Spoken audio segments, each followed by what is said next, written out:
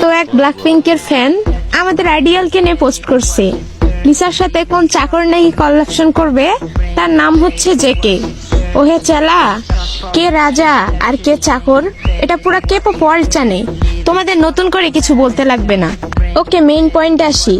কথাটা এমন হবে, তোমাদের লিসার 7 জন্মের ভাগ্য আমাদের জাংকুকের সাথে কলাপ করার সুযোগ পাইছে।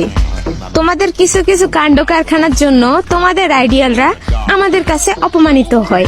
তাছাড়া আমরা কাউকে নিজে থেকে আগে লাড়া দেই না। তোমরা ওইটা শুরু করো, আর আমরা শেষ করতে গেলে আমরা টক্সিক হয়ে যাই। আর নিজের আইডিয়ালকে বাঁচাতে যদি টক্সিক হতে হয় তাহলে ওইটাই।